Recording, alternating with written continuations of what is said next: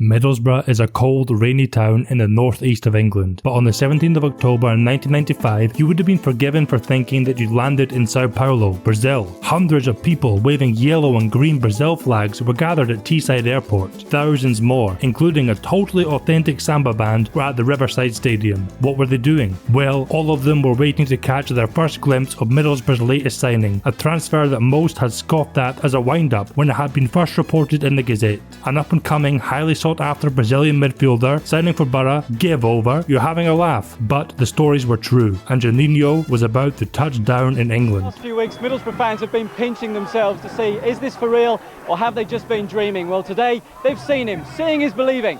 Juninho belongs to Middlesbrough. The story of Osvaldo Geraldo Jr., known as Juninho, is not a rags to riches Brazilian fairy tale of going from favela to footballing fame and fortune. Born on 22nd of February 1973 and brought up in a middle-class area of Sao Paulo, Juninho had the unwavering support of his family in devoting his life to becoming a professional footballer. They saw the great talent he had, and from the age of 6 he started playing indoor futsal with Juventus SP. For 6 years he developed his skills in this way, trying to emulate his idol Zico. He apparently did not set foot on an outdoor pitch during that period. It was when it was time to transition to the full version of the sport that he faced serious difficulties. Juninho's obvious gifts with the ball were never in doubt. However, he was an extremely small, skinny and frail looking boy, and coach after coach decided that he was never going to be able to compete in senior football. Being released from Juventus was the first of a slew of rejections from clubs including Corinthians. At times, Juninho allowed himself to believe what he was being told and thought about giving up. He was extremely lucky, however, that his family were convinced that he had what it took to make it, and with their backing, he found the courage and conviction to continue. Things started to turn around for Juninho when he was accepted at Esport Club DER, an amateur club from São Bernardo. Juninho led them to back-to-back local youth championships. His performances caught the eye of coaches from Ituano, a small club in the historic Itu municipality of Sao Paulo, who were smart enough to see past the small frame to the potential brilliance beneath. The whole family relocated with a 16-year-old Juninho. In 1992, after 3 years in the youth setup, he played for Ituano in the Sao Paulo State Championships, something none of those youth coaches who rejected him would have thought possible a few short years previously. He played well, scoring 10 goals and inspiring his new team to an unexpected 7th place finish. The most important match he played that season was against Sao Paulo FC. In a thrilling 3-3 draw, Juninho bagged himself a goal and was awarded man of the match. He had impressed Sao Paulo manager Telly Santana, who handed over £200,000 to bring him to the team in 1993. Santana was the classic football educator. Obsessed with what players were doing both on and off the field, he made strict demands on what they had to implement to improve their game in order to eliminate their faults and make them better footballers. In Juninho's case, Santana knew that while there was nothing they could do to make Juninho grow any taller, he ensured that although Juninho was small, he sure as hell wasn't going to be weak. In Brazilian football at the time, attackers got viciously kicked with very little referee intervention, and Juninho would have to be tough enough to withstand that. So, Santana immediately put Juninho on a strict diet and a carefully crafted bodybuilding plan to add steel to his slender frame. It worked, and Juninho would rarely succumb to muscle injuries throughout his career. This was a similar regime that hero Zico had been put on as well. When it came to his skills on the pitch, Santana drilled Juninho on his positioning, as well as stressing that he had to release the ball quicker in certain areas of the field. Juninho was used mainly as a sub in his first 2 seasons at Sao Paulo, coming on around the hour mark. He tasted great success and won many trophies in those 2 years, providing some crucial contributions as well. In 1993, he scored in both legs of the Supercopa Libertadores final win over Flamengo. Both goals were dramatic. In the first leg, he scored the equalizer to make it 2-2 in the 86th minute. São Paulo, Juninho, que boa bola pro Cafu, tem a chance, preferiu rolar, Juninho, gol! In the second leg, he thought he had scored the winner and made it 2-1 in the 80th minute, only for Marquinhos to equalise minutes later and send the game to penalties, where Sao Paulo won. He came on for the final 26 minutes of the Intercontinental Cup final against AC Milan and lit up the match, impressing with his speed and directness. He blazed around the pitch like a Tasmanian devil, a whirling dervish of uninhibited youthful energy. He helped his team win 3-2 in dramatic fashion. He also won the Recopa Sudamericana in that season. In 1994, they retained that trophy, beating both Botafogo in the final, and they also won the Copa CONMEBOL. Juninho was top scorer in that competition with 5. They also made it to the final of the Copa Libertadores, where they lost on penalties to Argentinian side Vélez Sarsfield. The more that fans and pundits saw of Juninho, the more excited they got, and it wasn't long before he was being compared to his idol, Zico. Juninho was quick, agile, and great at dribbling. He was unbelievably direct. Watching him, it looked like there was some kind of magnet or hook pulling him towards goal. Whenever he passed, he kept striding forward into space, hungry for the return ball. If he saw just a bit of space open up, he would drive into the box with the ball. He had superb vision and frequently split defences with inch-perfect slide rule passes. Not only that, but he was tenacious and would hunt to get the ball back, nipping at heels like a feisty Jack Russell. Juninho was not scared of a slide tackle either. In 1995, his 3rd season at the club, he became a regular starter, and Santana started to build the team around his extraordinarily gifted attacking midfielder. National team manager Mario Zagallo could no longer ignore his rise and called Juninho up to the Brazil team. On the 22nd of February 1995, Juninho's 22nd birthday, he made his debut for the Seleção, starting in a friendly against Slovakia. Typically, Juninho had to deal with a bit of judgmental ignorance, just as he had done his whole career. Sitting in the dressing room before the game, team captain Dunga leant over to Zagallo and with a disgusted look and incredulous tone demanded to know why he had included a schoolboy. We can give Dunga a little bit of leeway here. Although now in his 20s, Juninho's youthful face had not changed much since his school days, and at only 5'5", he certainly hadn't grown any. Just as Juninho had always done, he did his talking on the pitch and made Dunga eat his words, providing assists for the first 2 goals of a 5-0 rout. A couple of months later, in another friendly against Israel, Juninho was handed the most iconic shirt in world football, Brazil's number 10, a shirt embroidered with history and expectations. Worn by Pele and Zico before him, it might have weighed heavy on his slight shoulders.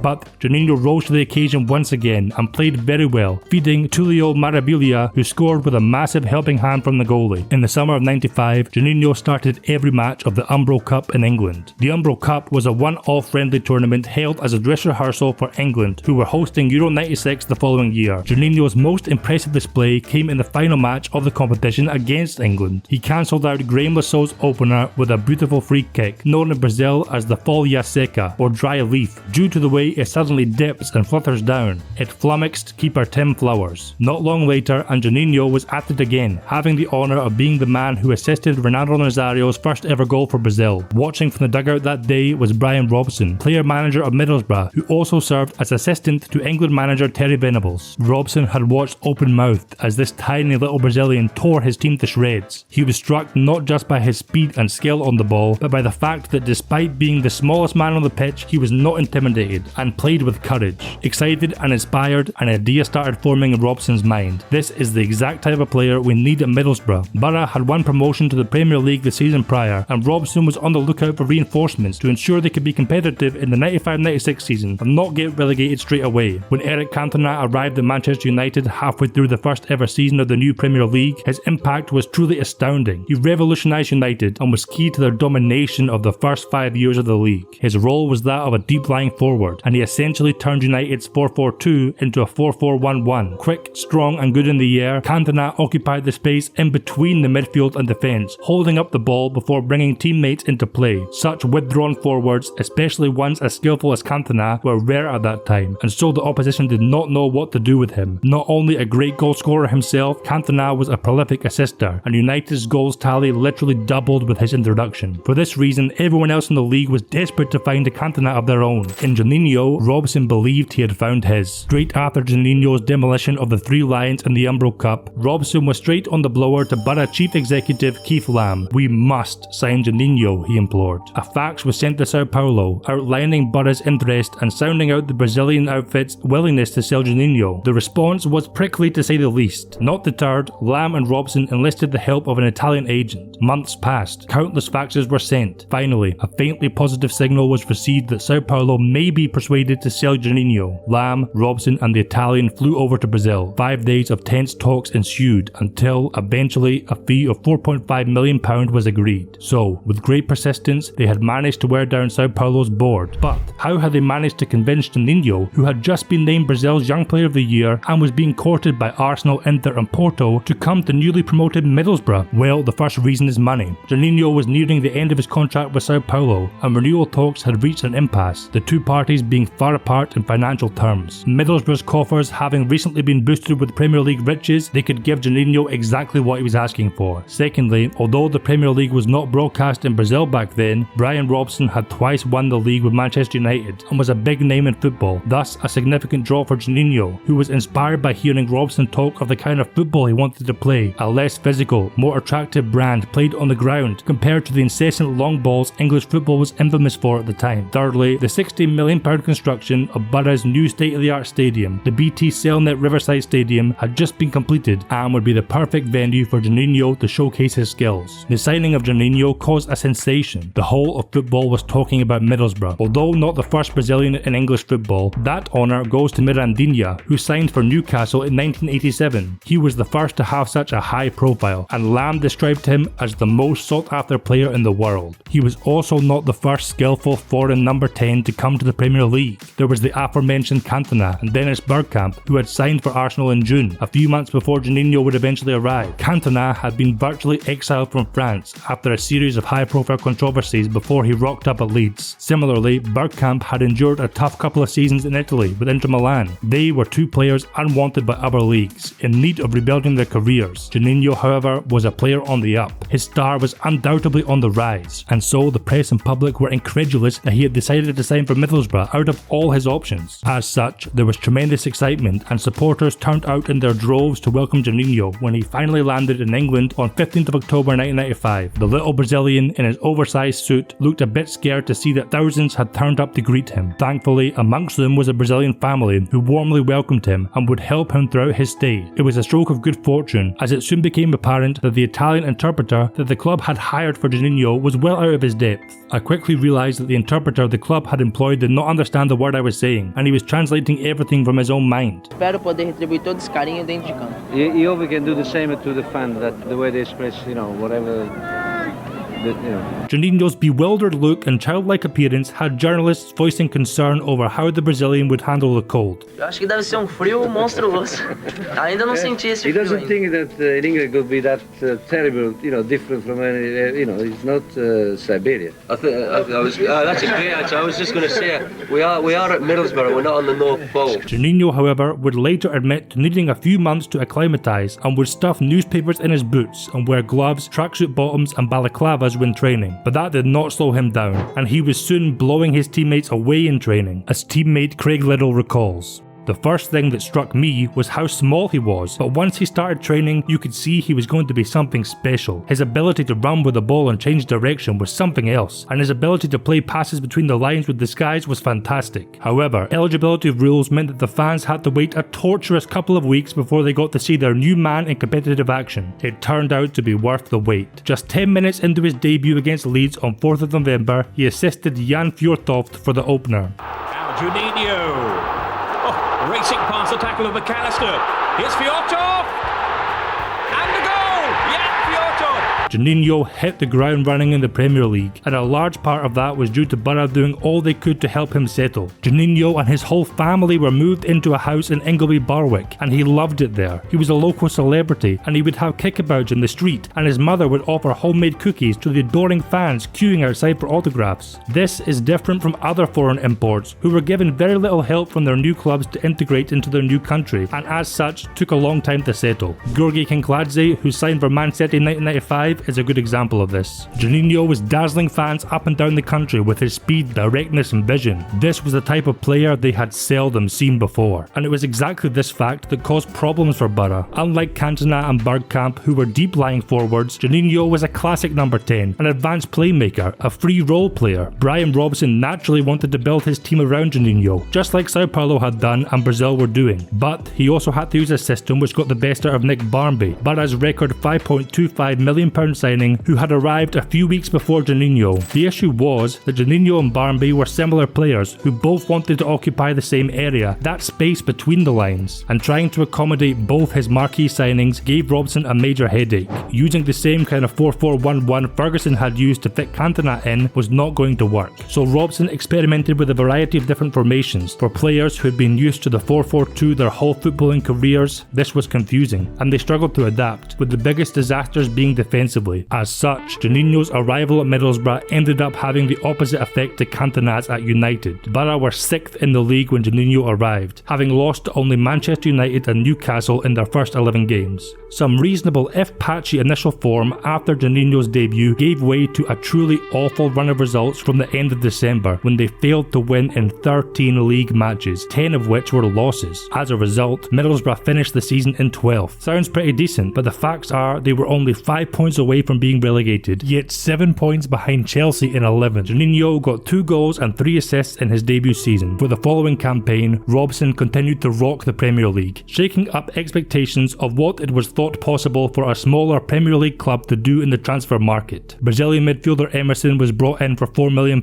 from Porto. The biggest splash was caused by the £7 million marquee signing of Italian striker Fabrizio Ravanelli from Juventus. Ravanelli made an instant impact, bagging a hat-trick on his debut on the opening day of the 96-97 Premier League season in a bonkers 3-3 draw with Liverpool. It was a match which offered up a fascinating microcosm of what Borough's season would go on to be. They were electric going forward, with players like Juninho causing chaos with their willingness to run at defenders and burst into the box. But they were utterly woeful defensively. The three-man defence looked as if they had never played with each other at times, and they failed to pick up Liverpool's forwards for all 3 of the goals. Afterwards, Robson seemed to be aware of what the training ground focus had to be going forward. A couple of the Liverpool goals were bad mistakes by my defenders, which we can work on that and we can improve on that. A 1-0 loss to Chelsea was followed up with a 1-1 draw with Nottingham Forest, in which the little fella, as Borough fans had nicknamed Juninho, scored his first goal of the season. This kick-started a run of 3 league games in which the Borough attack showed how truly frightening they could be when they were in the mood, and it was their day. They won all 3 of those games, scoring 10 goals and only conceding 2, and picking up plenty of praise and plaudits in the process. Juninho was particularly inspired and influential in those matches, scoring 3 and assisting 2. Now Juninho.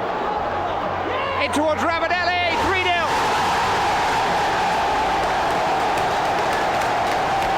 There's a chemistry building between these 2 great players. Shaw's the man between him and the goal. Juninho! 2-0. 25 minutes, 27 minutes into the game. Score to Juninho. Ravanelli, the man in front of him. Pulling to the right now. Here it is to Ravanelli. Is he on for a hat-trick here? It's on the left foot. Slits it through. The flag stays down. It must be! Juninho! Bambi. English combination. Juninho! Then, in the league at least, the wheels came off, and the frailties of a defence Robson had failed to strengthen properly outweighed anything that Juninho or Ravanelli were able to muster in an attack. The team seemed to be particularly vulnerable to long balls over the top and crosses into the box. Howler upon howler saw them go on a 12-game winless run and plunge down the table to the danger zone. Borough were also having a terrible time with injuries, and crucially, a bout of flu led Robson to fail to field a team against Blackburn on match day 18. They would, following a lengthy appeal, be docked 3 points for this. It was a very harsh decision in the first place, of that if you've got so many injuries within a football club, when I'm not talking 6 or 7, I'm talking 23 injuries we had with the injury and illness. Middlesbrough was quite capable of fielding a team, and that the club did not have just cause in cancelling the fixture. The board considers that a deduction of 3 points and a fine of £50,000 is right and fair. Nick Barmby was sold to Everton in November, and this meant that Robson could fully build his team around Juninho, and consequently the little fella produced his best football since leaving Brazil. Alex Ferguson would proclaim him the best player in the league, a statement Juninho proved to be true when he put on a masterclass at Old Trafford towards the end of the season. To Juninho. Ravanelli. Juninho getting the better of May, and it's Hignett. Back for Juninho. Chance for Middlesbrough. A goal. What a goal for Brian Robson's men. What a goal. That little man, I tell you, what a genius. Made by him, finished by him. Know that they all want to stay in the Premiership. I can't help feeling that the place would be a poorer place without the skills of this little man. So we're hearing that it definitely is a hamstring. All the signs were that was the case. Juninho. Freestone. Emerson! They're back in front! Another classic performance was the 1-0 victory over Chelsea, where after seeing his teammates spurn a number of glorious chances that he had put on a plate for them, he took matters into his own hands. Juninho. Great play by Juninho. Great ball to Beck. Juninho's inside for the return ball. Can Beck get it across? Juninho with it. Oh, what a goal! Absolutely magical. He started it. He helped it on his way. And he finished it. I do not know what Juninho's running on at the moment. He isn't looking tired, he's keeping pace with the game, and he's tackling back, Robson said after that match. An enduring and iconic image of Juninho emerged from that season, in which he squared up to Newcastle player Philippe Albert, a towering defender twice the size of Juninho. It typified the fighting spirit and bravery which had made the little fella an icon at the Borough. Unfortunately, Borough did not have the squad depth to cope with the sheer amount of games that were coming in such a short period of time towards the end of the season, and were unable to get the win they so desperately needed in the last 3 league games. They were subsequently relegated, with those docked 3 points proving to be what fatally tipped the scales. A devastated Juninho, who had come to love Borough just as much as the city loved him, burst into tears at the end of the final day draw against Leeds. It was an outpouring of emotion that was proportional to how much he had put into saving Borough. He had given his all, scoring 13 and assisting 8 in the league. Opta had him as the most effective player of the year, miles ahead of Cantona and Zola. He was named as the Carling Premier League Player of the Year, and he came runner-up to Gianfranco Zola in the Football Writers Association Player of the Year award. As luckless as they were in the Premier League that season, they were a force of nature in the Cups. Juninho scored 1 and assisted 4 as Middlesbrough made it to the final of the Coca-Cola Cup. The Borough faithful descended on London in their droves, and the vocal fans were clear who they thought was going to be the difference in the Wembley showpiece against Leicester.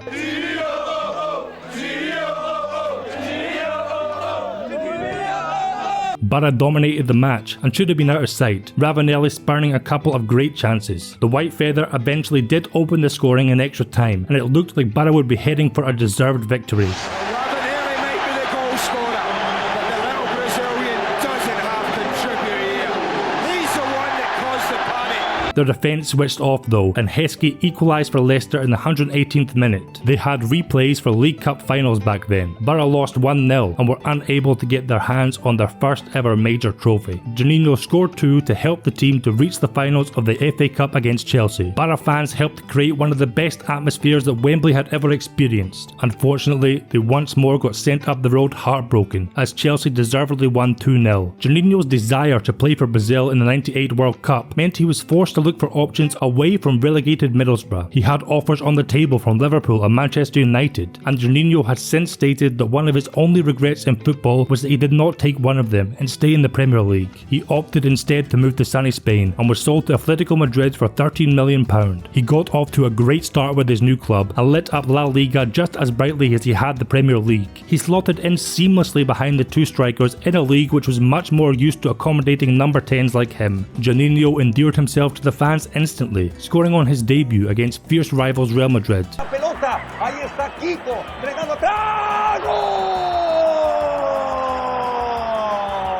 Clarence Seedorf scored a ridiculous equaliser in this match, which is well worth a look. La regla 11 del fuera de lugar. ¡El tiro!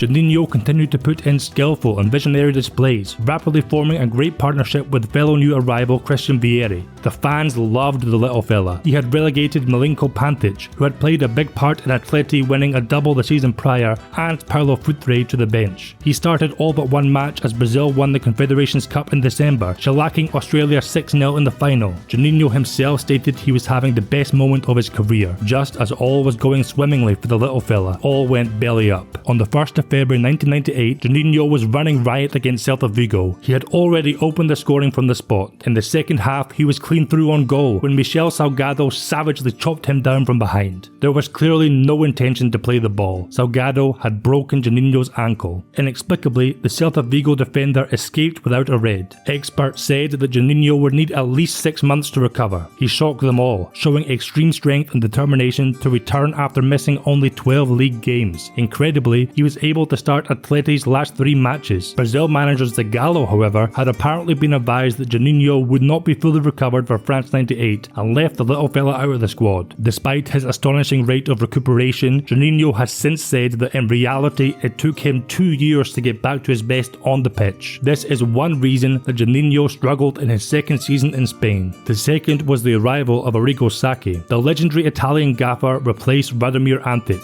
whose 4-3-3 system and trust had given Juninho confidence and undoubtedly gotten the best out of him. Sacchi immediately implemented his trademark asymmetrical 4-4-2 and continued his infamously troubled relationship with free role players like Juninho, who he had a hard time placing tactically. The little fella was only in the matchday squad for 3 of the first 6 games, making 1 start and 2 appearances from the bench. Despite impressing and assisting 2 and scoring 2 in those matches, Sacchi would all too often overlook Juninho, much to the disdain of the fans. By January, Sacchi stated that Juninho was surplus to requirements and put him up for sale. This sparked intense speculation, linking Juninho with a return to the Premier League, but with Aston Villa. Facing a huge backlash from fans who showed Sacchi exactly what they made of his disrespect of the little Brazilian genius, cheering his every touch in a game against Celta Vigo, Sacchi defended his sparing use of the little fella. The other day in an Inter Milan game, Zamorano and Roberto Baggio were on the bench. The biggest clubs don't have one player like Juninho, they have 8. As it turned out, Juninho outlasted Sacchi. The Italian announced his decision to quit football completely on the 15th of February. Radomir Antic returned for the end of the season, overseeing a 4-3 aggregate defeat to Parma in the UEFA Cup semi-finals. Antic reinstalled Juninho as a first-team regular, and the little fella finished the campaign strongly, scoring again against Real Madrid in the penultimate game of the season as Atleti finished 12th in the league. They had the chance to end the year with some silverware though, as they made it to the final of the Copa del Rey. Unfortunately, they were thrashed 3-0 by Valencia. Juninho ended that campaign with 13 goals and 3 assists in all competitions. Another Italian, this time Claudio Ranieri, replaced Antic before Juninho's 3rd season in Spain. And again, he saw no place for the flair of the little Brazilian in his project, and on the 1st of September 1999, it was announced that the prodigal son had returned to Teesside, signing on a loan with Middlesbrough until the end of the season. Jubilation at the return of many of the fans' favourite ever player manifested itself in a huge turnout for the League Cup second leg match against Chesterfield, where Juninho made his second debut. He gave the fans a brilliant show, having a hand in both of the goals as Borough won 2-1. The excitement of the little fella's return soon turned to indifference, as it became clear that this was not the same player that left 2 years ago, as Juninho was obviously still recovering from Salgado's horror challenge. Just 1 goal and 0 assists in 19 league matches saw Juninho drop to the bench for much of March. Robson explained his decision by stating that Juninho was simply not productive or creative enough to justify the free role he had again been handed in the squad. Such was the disappointing nature of Juninho's return that a poll conducted by fan magazine Flyman to the Moon showed that 40% of those asked felt that the club should not pay the €6 million that was being demanded by Atletico to make the deal permanent. The board at Borough clearly agreed, and Juninho returned to Atletico Madrid. At this point, they were a club in crisis, deep in financial turmoil and relegated to the second division for the first time in 60 years. Being one of the highest earners at the club, Juninho was again sent on loan, this time returning to his homeland with Vasco da Gama. Not only did Vasco boast the legendary talents of Romario up front, but they already had a Juninho of their own, an attacking midfielder with a knack for scoring free kicks who was a fan favourite. From that moment on, to distinguish between the two, Juninho had Paulista put on the end of his name, a Brazilian term to denote that he came from Sao Paulo. The other Juninho would be known as Juninho Pernambucano, again in reference to the state in Brazil he hails from. The two Juninhos were great providers for Romario, whose 20 goals helped Vasco da Gama to win the Brazilian Serie A. Ataque do Vasco é só acertar, Juninho Paulista lançando, a chegada do Juninho Pernambucano, cruzamento para a área, Romário! Juninho Paulista chipped in with 4 himself in that competition. His finest moment that year came in the Copa Mercosur, a short-lived competition contested by the best teams from Brazil, Argentina, Paraguay, Uruguay and Chile that would be replaced by the Copa Sudamericana in 2002. Juninho scored 3 and assisted 2 as Vasco made it to the finals where they faced fellow Brazilian outfit Palmeiras. The final decider would go on to be known as the turnaround of the century. Juninho and Vasco da Gama went in at half-time 3-0 down and looking dead and buried. 2 Romario penalties in 20 second half minutes gave Vasco hope. 5 minutes from time and Juninho latched onto Romario's mishit shot to equalise the game. Not satisfied with going to penalties, the team completed a remarkable comeback when in the 93rd minute Romario picked up the pieces of Juninho Paulista's block shot to tap in the winner of an epic final. Juninho stayed another year at Vasco da Gama, the undoubted highlight of which was a game against Botafogo in the Campeonato Carioca, which many Brazilians insist was Juninho's finest ever performance. In a 7-0 walloping, the little fella scored 3 and assisted 3. Vasco! Juninho na cobrança de falta, fechou. Olha o Juninho, partiu Romário, bom passe, condição é legal. Baixinho, invadiu, ajeitou, pé direito, Juninho para fazer. Gol! Condição normal, saiu, o passe tocou pro gol, na trave. Olha o Juninho, bateu. Juninho, passe pro Romário, só tem o Bruno pela frente, trouxe pro pé esquerdo, o tiro. Sai do jogo para o Jorginho Paulista. Vem com o Juninho. Já partiu o Euler, condição normal. Lançamento pro Euler, Romário tá sozinho do outro lado, invadiu a área, cortou o zagueiro, pé direito, bateu! Still contracted to Atletico, Juninho secured another loan for the 01-02 season, again in Brazil, this time with Flamengo. The little fella's main goal was to ensure that he secured a place in Luis Felipe Scolari's squad for the 2002 World Cup. Although the club was in something of a crisis and finished 18th, Juninho played well enough. He had also played a prominent role in qualifying and was called up to the squad for Korea and Japan. Expectations for Brazil at the World Cup were at an all-time low, however, as they had scraped through qualifying in 3rd place behind Ecuador and Argentina. They had been written off by many heading into the tournament. After his complicated season, it was something of a surprise that Juninho started every group stage game. Even more intriguing was how Scolari chose to utilise him. Influential captain Emerson was injured in training on the eve of the first match. Juninho was chosen as his replacement. Deployed in central midfield next to Gilberto Silva, the little fella was tasked with a much more involved all-round role than fans were used to seeing him in. Yes, there was an abundance of those electric vertical dribbles followed by a visionary pass, but he was also dropping deep to get possession, tracking back and dispossessing opponents in his own half, and getting stuck in right in the thick of physical battles in the middle of the park. Scolari lavished praise upon Juninho, impressed with how he was performing this somewhat unfamiliar job. Although he did not have the physical attributes you would usually associate with such a role, he did have boundless energy and heart, so it worked. The little fella was a key man in helping Brazil dominate a group of Turkey, China and Costa Rica, as the Seleção scored 11 goals and conceded only 3. Scolari kept the faith with Juninho for the last 16 tie against Belgium. Juninho repaid the manager with another industrious performance before being replaced by Denilson on the hour mark, with the scores at 0-0. Brazil went on to claim a deserved 2-0 victory. As the stakes got higher, Scolari decided to bench Juninho for the quarter-final against England in favour of the more defensive-minded midfield presence of Kleberson. After starting the first 4 matches, Juninho was not seen again till the last 5 minutes of the final against Germany. Scolari rewarded him for his early performances by playing him in his preferred number 10 role. Brazil ran out 2-0 winners courtesy of a Ronaldo brace to lift the World Cup for a record 5th time. Juninho had made it clear to Atletico Madrid that he did not want to return to Spain. With the World Cup winners' medal round his neck and injury troubles apparently behind him, he wasn't short of offers. A return to England seemed inevitable, with both Fulham and Bournemouth interested in the little fella. The ties that bound Juninho to Middlesbrough were too strong, however, as new manager Steve McLaren found out.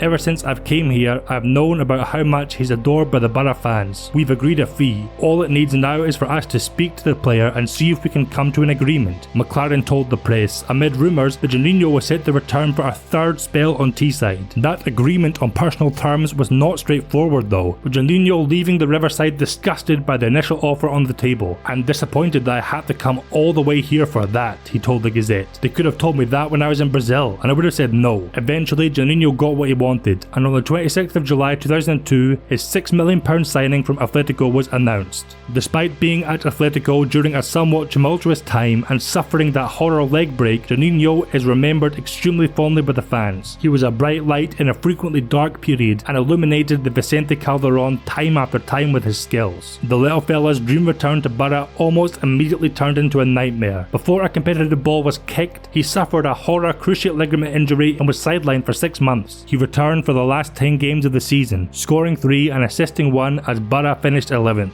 Going into the 03-04 season, Juninho was ready to put his injury woes behind him, and while the little fella individually was close to replicating his mythical form of the 90s, the team started woefully. Winless after the first 5 matches and with only a singular point to their name, Borough were in the relegation zone for much of the first third of the season. They managed to put together an 8-match unbeaten run through November and December, and built upon that in the new year to finish 11th. Juninho ended the season with a respectable 8 goals and 2 assists in 31 league matches. The undoubted highlight was a brace of headed goals in a famous 3-2 victory over Manchester United at Old Trafford. Decides to have a crack. Oh, and it's eluded Howard and Juninho. Not too ready for the short corner, and Juninho has gone and done it again. 2 headers, amazingly. Not happens all the time.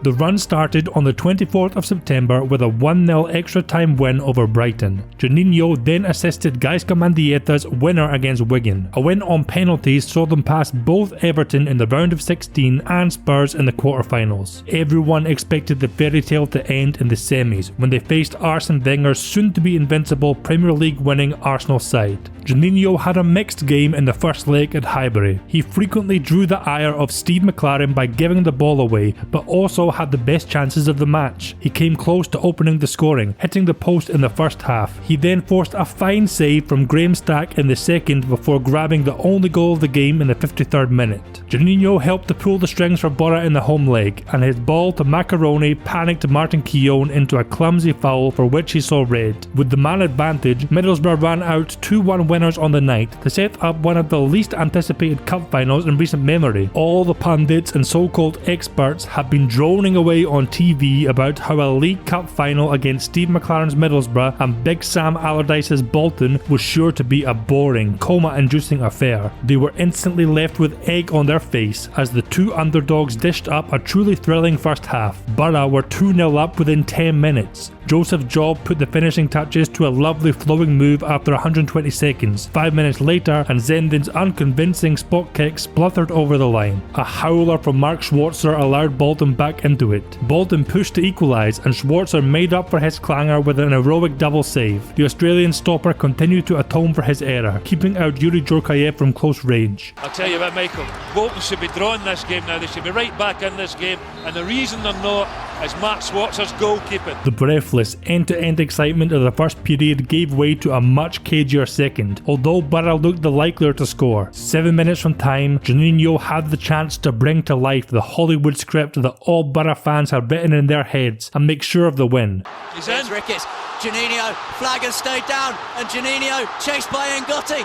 He could win it now! Of course, the little fella would have loved to have scored, but he was always a player willing to sacrifice headlines and glory for the good of his team. All he wanted was to lift a trophy with the club that had grown to mean so much to him. And despite his miss, Borough saw out the game and Juninho got his wish as he held aloft the first piece of major silverware in the club's 128-year history. Juninho insisted at the time that this victory felt better and meant more to him than his World Cup win with Brazil in 2002 had. Although the little fella had been unable to consistently replicate his electric form of the 96-97 campaign, the 03-04 season is perhaps the one for which Borough fans will remember Juninho best, as it ended in cup glory. Despite being the club's top scorer that season, it became apparent that Steve McLaren would have no place for the 31-year-old Juninho going forward. Not satisfied with the idea of warming the bench, Juninho once more sought opportunities away from the Riverside. Celtic fans were desperate for a big name signing after the departures of Lubo Moravcik and club icon Henrik Larsson. Martin O'Neill promised that he would be targeting the top end of the transfer market. He made good on that pledge with his pursuit of Juninho. After some protracted contract negotiations, Juninho signed for Celtic on a 2-year deal on the 25th of August 2004. To this day, the little fella holds a grudge against Steve McLaren for stopping him from fulfilling one final goal with Middlesbrough. I was very upset. It was my dream to help Middlesbrough get to and then play in Europe, as well as winning trophies. But they put the pressure on me to leave leave, he told me that I wasn't going to play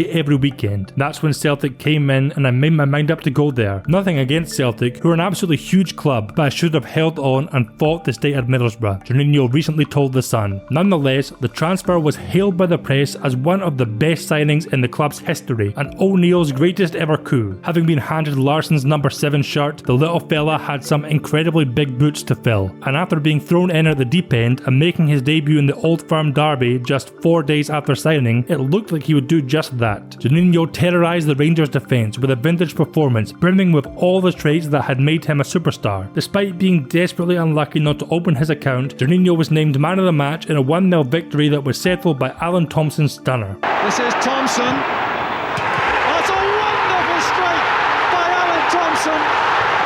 Unfortunately, that was as good as it ever got for the little fella at Parkhead. O'Neill played a 4-4-2, and with the central midfield partnership of Neil Lennon and Stilian Petrov well established, Juninho was frequently played out of position on the wing. Advancing in years and missing a lot of the explosiveness of his earlier career, Juninho was largely ineffectual there. O'Neill soon lost patience with him and dropped the Brazilian to the bench. Juninho was famous for always having a dazzling smile on his face. That soon vanished in Glasgow. In April 2005, with offers on the table from Brazil where the league was starting up again, Juninho asked O'Neill to release him from his contract. The gaffer obliged, and after just 7 months, 25 appearances, a solitary goal and 4 assists, Juninho's time at Celtic came to a sad end as he signed for Palmeiras. I think many fans were disappointed that the little fellow did not live up to the massive hype surrounding him, and were frustrated at how little effort he apparently put into adapting to the team. Juninho himself was also angry, later saying this to 442. I had this issue with Martin O'Neill and his tactics. I still can't understand why he wanted me at Celtic. He used to play with a 4-4-2 and he asked me to play out wide with defensive responsibilities, but this was never my style. It didn't suit me and he knew it. Maybe I'm to blame for that, but a manager should know a player's style and you have to use them in the right way. It was a shame it did not work out for me there because Celtic is such a great club. Personally, I agree with the take of Lisbon Lion Bertie Auld, who said this in 2010. I always felt that playing him wide was the wrong way to go because a player like that is better deployed running the show in the middle of the park. But it was a real disappointment to me that Juninho did not get a run there. I also remember being quite excited when he signed for Celtic, as I felt that he could have made the same kind of impact that Lubo Moravcik did. I honestly feel that had Juninho been able to play in his preferred position and had he been given a bit of freedom, he could still have made a significant impact. After a bit of a slow start, Juninho recaptured his best form and did make a significant impact at Palmeiras, bagging himself 14 goals and 37 Serie A appearances. After another season with Palmeiras, Juninho joined Flamengo. Here, the little fella clashed with manager Ney Franco, who Juninho felt was disrespecting him. After being hooked at halftime against Uruguayan outfit Defensor, Juninho snapped at Franco in the dressing room in front of his teammates and was subsequently sacked. Juninho's final footballing adventure came in Australia with Sydney AC. Unfortunately, he injured his shoulder after only a couple of games and spent the rest of his time there in pain, requiring painkillers to get through matches. He showed flashes of his brilliance, but did not score and was unable to help them win anything as they finished third in the league and lost in the semis of the playoffs. With his injury issues, Sydney decided to release Juninho, and in April 2008, the little fella announced his retirement from professional football. If this does not seem like a fitting end for such a legendary career, don't worry, you got one last throw of the dice. 2009, Juninho returned as president to Ituano, the club that had given him the chance to show his talents when he was being rejected by everyone else. Not content with watching from the boardroom, Juninho once more pulled on his boots to help the team in the 2010 Sao Paulo State Championships. He would play 14 times for them and, at the age of 37, scored one of the most important goals in the last game of the season. Ituano were on the brink of relegation from the top flight of the championships. The team were 2-0 down when Juninho got the all-important goal to give them hope in the 48th minute, which spurred them on to mount a second half comeback and win 3-2 and ensure they would not be relegated. He was able to retire from football a second time as a hero and resume his position as president. Although it is rarely mentioned nowadays as such, with people preferring to focus on the signings of Eric Cantona, Thierry Henry and more recently perhaps Vincent Kompany, the transfer of Juninho to Middlesbrough in 1995 changed the Premier League forever. It is easy to forget now when it's common to see teams like Nottingham Forest spend millions on on an entirely new squad, but back then, entering into only its 4th season, foreigners in the Premier League were rare. It is also easy to forget that Juninho was a superstar prospect back then, and a player of his ilk joining a newly promoted side was unheard of. It all could have been a flash in the pan if Juninho was a flop, but he wasn't. He was unbelievable, and the kind of magical playmaker that was also rare in English football those days. Not only that, but it was immediately clear that, unlike his future teammates like Ravanelli or Emerson, he was not simply there for the payday. Seeing the excitement of the fans on his arrival clearly affected Juninho, and he played for the badge like no other. He understood that he had the chance to become a hero, an icon, a name that would be forever spoken on Teesside, and he took that chance. Of course, it wasn't perfect. Like any great player, he was subject to dips in form, and could also be marked or bullied out of games, dampening his impact. But on his day, he was the best player in the country. Seeing that under the right conditions, huge talents could be attracted to smaller teams inspired many clubs. Seeing how you could be worshipped if you mix moments of inspiration with tireless work rate and a fighting spirit inspired many players. I feel that the likes of Paolo Di Canio, Ayel Berkovic, JJ Okocha and Christophe Dugarry were all influenced to come to the Prem by what Juninho did at the Riverside. Football is a game of small margins, and had Brian Robson fielded a team against Blackburn and Borough hadn't been docked 3 points and Juninho hadn't been forced to go to Atletico Madrid where he was irrevocably changed by Michel Salgado's horror challenge, the little fella might just be spoken about in the same breath as Cantona or Henry to this day.